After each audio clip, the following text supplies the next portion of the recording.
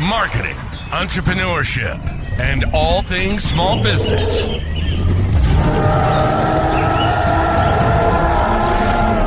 You're listening to the Jurassic Marketing's Triceratops. Now, here's your host, Justin Miller.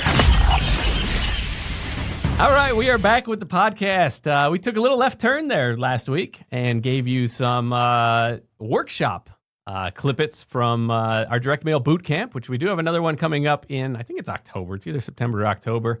That will be an in-person one, location TBD. But give it a listen. I talk a little bit about why direct mail is still working in 2026 and a little about what I see in the future here going forward, because it's always changing. The post office makes sure of that for us. But enough about last week's episode. This week and this month, we are back to guests, which is what you all like to hear. We go from, -5 viewers an episode to a lot of downloads. People want to hear somebody other than you and I talk. And I'm not offended by that. No. If you want to be a guest on a future episode, reach out. We have a schedule link for you, as long as it fits into kind of what we do. So there's probably some things that don't. That's possible, yeah. It's not a political show. We're No. limited to 15 seconds of that per episode. All right, but today we have a guest who's been waiting in the wings while we solve some technical issues. So if y'all ever were curious about whether or not this is recorded live, it is. But we cut out a few minutes of tech issues today, which is abnormal for us. All right, guest today, we have Zack Port. He's from Betts & Port. He is a personal injury attorney, runs a personal injury firm. And we are going to talk a little about that and a lot about that business and how it works and the marketing side and a lot of the behind the scenes stuff that you really wouldn't be privy to. So undoubtedly, I'm sure you can think of the billboard advertisers Sure. in our area. Yep. Yeah. They got the buses and the billboards everywhere. And yes, that's part of the game, but most of the clients we work with, that they're not trying to dominate that space. They have the same game as far as, having the mind share at the right time for the need. And Zach's going to help us with that. He's going to fill in some gaps. So, Zach, thank you for joining us and making sure it's not just me and Kevin talking here again. Thanks for having me. I'm really glad to be here. Obviously, I wanted to talk to you guys because your philosophy is really unique when it comes to personal injury, because you do see so many billboards, and I'm happy to talk more about that. I've never done a billboard. You won't see my face on a billboard, but I love I love the relational side. Yeah, absolutely. Well, you can have the digital billboard now with it moving. True. So for those outside the space, so I'm familiar with the space, but I don't think every listener will be. So kind of set the stage for, the core deliverables, because some people, if they haven't ever had the need, a lot of people think attorney is an attorney, which is far from the case. So set the stage for the services you provide and who you serve. Essentially, I help people after they're injured because of someone else's fault. So if you get in a car crash, that's the obvious one, you get rear-ended. You need someone to talk to the insurance company for you. That's the kind of the bread and butter. But then after that, you've got dog bites, you've got, construction site accidents, you've got playground injuries, motorcycle crashes. I mean, it really is anything where you get injured because it's somebody else's fault. So my ideal client is just going to be someone that is trying to navigate that, needs help walking through the complexities of an injury, finding treatment and everything. And I help navigate that and talk to the insurance companies for them. So are you saying that might be complex, or the insurance adjuster might not be your friend after all? It might be. I mean, at the front end of the case, you've got examples of certain insurance companies that are saying, here's $1,000, sign this release and you're done. And a lot of people sign those and then they come talk to an attorney and say, wait, maybe I shouldn't have signed that. I'm still hurting. Yeah, too little, too late at that point. You and I have both been there. I've been through this process a couple of times. Yeah, I have as well. And it's funny. I've been through it 3 times, and just what he just said. That first time, I was like, "Oh, you're going to give me what to go away? All right, $3,000 plus you fix my car." Then the second time, I'm like, "Wait a minute. Last time I was hurting." I mean, it might be fair, but probably not, or they'd offer 0. Would be, I guess. Yeah, no. But the very last one got to the point where the gentleman that hit me had been drinking and wasn't insured. And my insurance company at one point said, this is all we can give you because you either sue him or this is it. And it turns out the guy it was on the Navajo Indian reservation in Arizona. So he wasn't, it was like, it's like American land, but it's that like their own sovereign nation, and they just like closed ranks, couldn't get anything done. So my insurance company settled it, and I was like, well, at like a year and a half later, I'm like, I'll just take $30,000 and go away. I think you might have made that more complex than it needed to be. Jeez, but, it's crazy. That's the way it gets, right? I know that's probably the thing though, right? It becomes a situation where it just gets in so deep and people's emotions get involved. Yeah, and the emotions lead to people wanting to get it done earlier. And the earliest you can really resolve a case like this is you got to wait till you're done treating and you're at least done healing, and that's usually a year out. And then if you got to litigate it, that adds another year, 2, 3 years, depending on how complex it is. So if you're feeling like I want to get done with this right away, then you're gonna be more open to resolving for a lesser amount. And they know that. Yeah, I mean that's why they're friendly at first, right? They continue to be friendly. Well, yeah, because they know if they can just make you feel good. I mean, as an aside, we will get into our main topic, but as an aside, I had one that drug out a year and a half because it was chiropractic treatment only. It wasn't like major. And the chiropractor didn't have records. What? Like there was a file somewhere, but like he couldn't produce it on demand. Yeah. And I tried to get his license taken away, but anyhow, I digress. Yeah. Didn't happen, but we did get it settled eventually. It makes it pretty hard to prove a case, though. All right, let's talk about the marketing side of this, because this is one of those unique circumstances where, I don't need your service until I need it. So that makes me a little hard to market to. So talk through your philosophy on that first. Like how in a market that is event-driven by something outside of their control, you pop up at the right time. Well, like you said, it is a top of mind marketing strategy for most big firms that are spending a lot of money. So you drive down the road, you see the billboard, and then, the next day you get in a crash, you remember that billboard and you sign it up, or TV or whatever it is. Our cases are entirely referral based. So it's a third doctors and chiropractors, a third past clients, and a third other attorneys. So what we have is someone gets in a crash, gets injured in some way, and they ask their friend, or they ask their family attorney that does wills and estates, or they ask their doctor, who do you recommend? And they'll give them our information. We've started doing a little bit more direct reach out with some direct mail for chiropractors and providers specifically to try to build that. But generally, it's just going to be, I got in a crash, I'm going to ask the people I trust, and those people that I trust are the people that are going to refer me to Zack Port. That's interesting, because we just talked about this, not when it comes to personal injury law, but other services, is that we have direct mail campaigns only built around this, and it's what people typically ignore is you build up your network over time. Yeah, Zach, if you're good at what you do over the course of 10 or 20 years, you will build up a solid enough referral network, but there's certainly things you can do to accelerate that. So I'm curious if you've done, proactive outreach to those people, or if it's just the natural progression of those relationships. So it was historically just the natural progression. As we've been growing, so just a little history of the firm is that it was a solo practice for my law partner, Jim Betts, from 2001 to 2022. I joined up with him in 22 and we branded it Betts and Port, and we've been growing it, which again has the philosophy that's the same, which is the relationships building, keep the referral relationships alive. Just about 8 months ago, we used you guys to send these direct mail brochures, which allowed us to get the kind of some relationships built with chiropractors in particular. And we're trying to put some fuel on it to get some movement forward for us. And that's resulted in a lot of great lunches and different meetings with people to build referral relationships.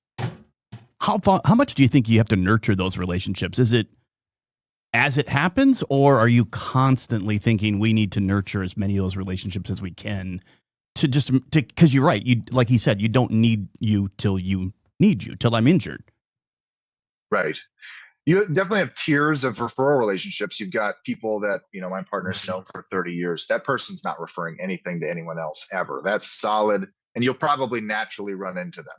Some of these new budding referral relationships, I give them my cell phone. I text them. I say, "Hi, how's it going?"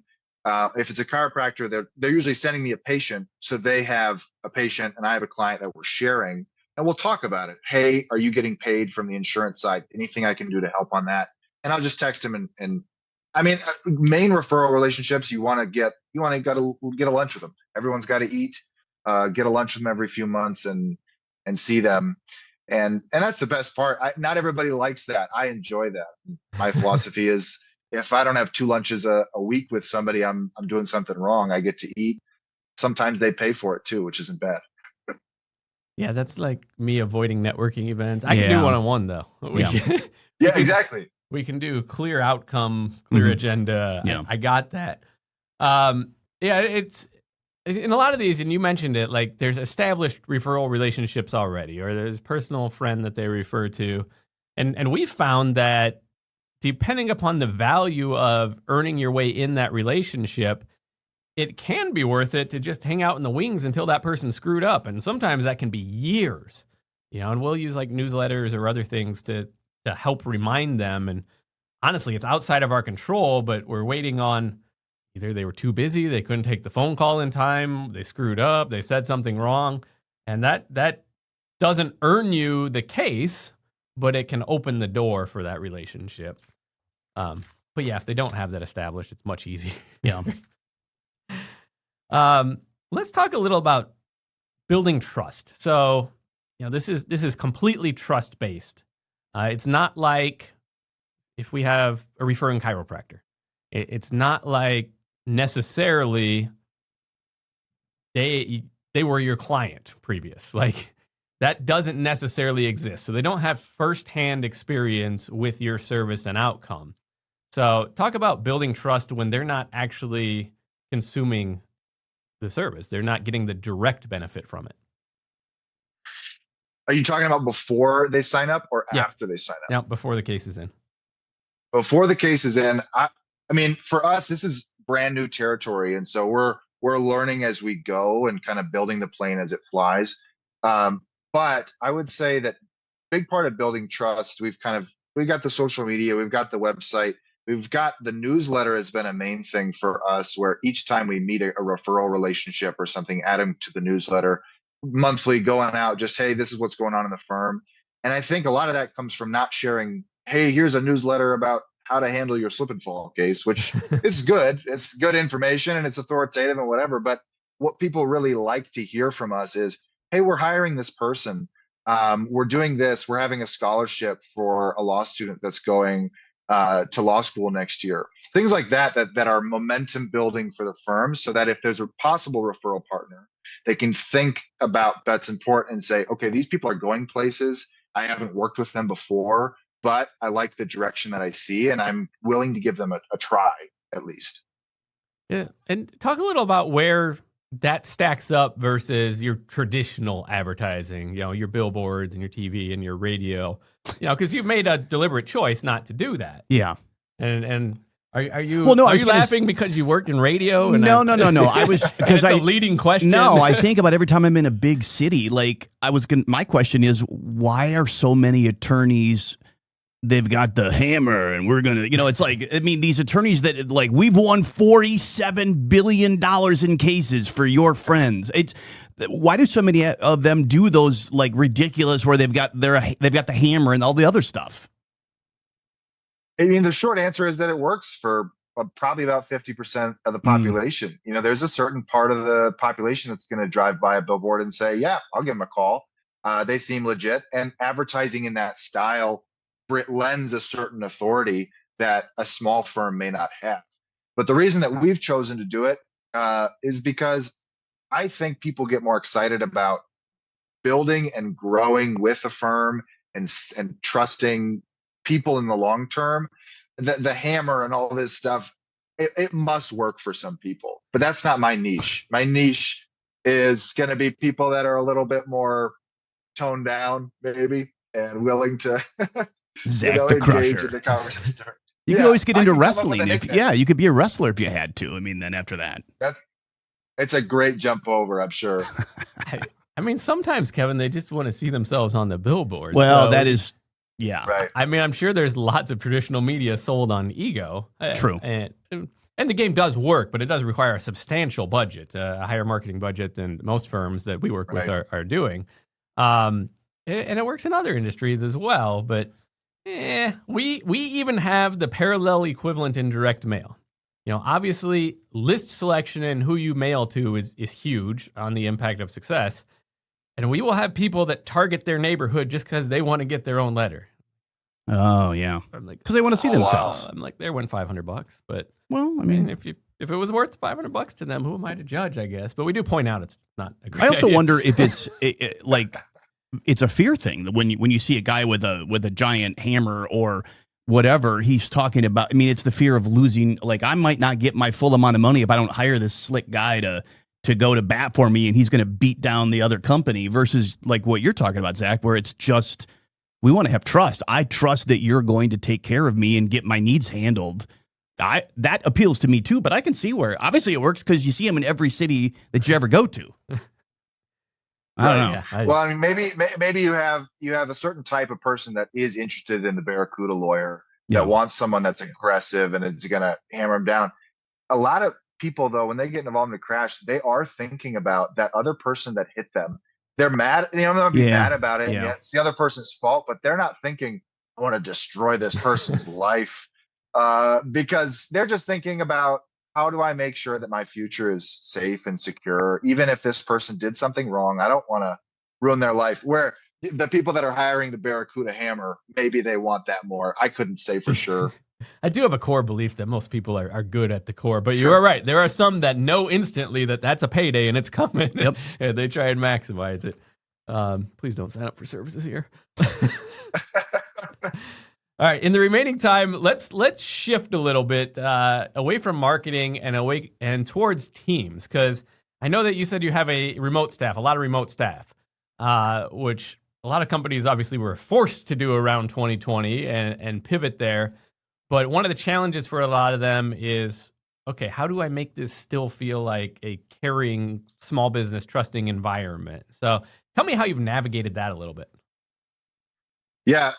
Relationship is a lot different in 2026 than it was in the past, where I can have my team down in Colombia that call a client, speak to them in Spanish or English, and make them feel like they're in St. Paul, in Minnesota, that they're right here.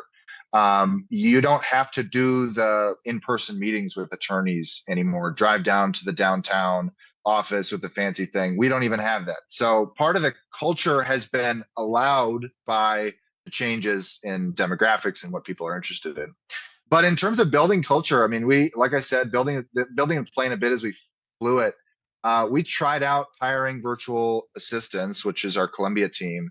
But we also decided to move from a brick and mortar, which was in the north suburbs of the Twin Cities in Minnesota, to basically a co-working situation where we can go in if we want to, but we work from home.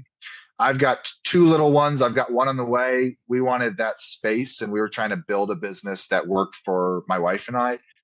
But it was kind of figuring out as we go. And we took a lot, not from law firms, because law firms are like, 10, 15 years behind everyone else. We took it a lot from other businesses that we were looking at and wanting to be like. And then it's just structure, right? So we do daily huddles every morning, 8:15 for 15 minutes, just check in. We do a lot of different things to try to create and nurture that culture amidst the team. Yeah, so you've created kind of the same space that, business owners like, but somehow have maintained the meeting rhythm and everything that would be typical of in person. So I don't think that should be understated that that's not naturally occurring. It's very intentional. It's very easy for business owners to deal with anyone remote as a cog, and not an accounting cog, like a cog in a machine, just a gear. Real quick, you mentioned early on in your career that you had the problem that a lot of entrepreneurs have, which is too many hats, sitting in too many seats on the org chart. So tell me how that, either came to a head or how that evolved over time. Yeah. So when I started, when I was in law school, I thought I was going to do criminal, and I worked for the prosecutor's office as well for the public defense. So I was thinking government work, not entrepreneurial at all, right? So when I graduated and started the firm with Jim, it was, okay, you're going to learn how to be a lawyer for the first time. You're going to learn how to run a business. You're going to learn how to manage people all within the same time. Because my partner, he hates management. So he's like, you got it. So I took over the hiring, firing, managing, all that stuff. day to day. And yeah, I mean, it's been, first of all, learning how to put on the hat, learning how to do it well, and then one by one taking them off. And each of our hire has been very, here's very clearly the things you're taking away from Zach, essentially. For example, we have, an office manager that's starting next month. I hate running payroll. She's going to take over payroll. And it was just one at a time. One, I had to learn it and then decide to take it off. And it's been a process. Yeah, and it continually evolving, I imagine, too. I know our org chart shifts. Even if it's people in multiple seats, it's continually shifting. All right, we're going to do the lightning round. Kevin, we don't have the sound effect you promised last episode. Well, we have a lot of things missing today, but we got this. I'll overdub it. All right, lightning round. Yeah, you won't. I'm not, because I'm going to keep talking and you won't be able to cut it out. There you go. All right, Zach, you ready for lightning round? Same questions we give all the guests here, as long as we remember them all. So, best business book. So this is probably not a new one, but Traction by Gino Wickman. We follow EOS, so that's the one that we use and the one I recommend the most. All right, and for our listeners, next week we have an EOS implementer on, so perfect. Tool you can't live without. This is specific to personal injury, so not that helpful for others, but it's called Eve. It's a closed loop AI that allows us to read all the records and the deposition transcripts and everything and make decisions off it. It's private, but it's just been amazing for us and working faster. And we talk about it like it's a member of the team. Valuable. Yeah, and I'm sure there's a parallel product in other industries too, as AI keeps rolling out. Favorite quote or motto? I didn't have one. I'm sorry. That's bad what at it. That's what would happen if you gave me that one too. So I just enjoy being on this side and asking the questions. Exactly. All right. Here's a good one. Something people would be surprised when they learn it about you. I joke, but I'm the worst bass player at my church. So I play the least, and and let's be clear, like the bass is not the hardest instrument. So yeah, I'm the worst at it, but I love playing. And whenever I get the chance to play, you can play every genre with a bass. So it's fun. There you go. If you were the only one, you could also be the best. All right. Yes. All right. If people want to learn more either about your services or want to continue the conversation with you as a business owner, best way to reach out or contact you? Really, the best way is LinkedIn. I'm a LinkedIn nerd. I post there all the time about my business, about what it's like to be a PI attorney and run a small business and everything. So just follow me, Zack Port, on LinkedIn. We have Instagram and all that stuff, but that's the main way. All right. If you go to the other ones, it's going to look like he's there, but he's not. That's what happens if you have non-preferred links. Exactly. All right, Zach, thank you for being a guest on this episode. Coming up on our next episode, we aren't going to share her name yet, but we are talking EOS. So if you've read Traction like Zach mentioned, or you're curious what that's about and you've kind of heard of either EOS or Gino Wickman, make sure to tune in next week. Please subscribe, share, like. We got to get the word out about this. We got to keep growing for our own egos. We keep them in check, but we do like to see the like button. We'll be back next week. Thanks for listening to the Triceratops podcast. Be sure to subscribe and leave your comments. For more information on how Jurassic Marketing Direct Mail can help grow your business, visit JurassicMarketing.com.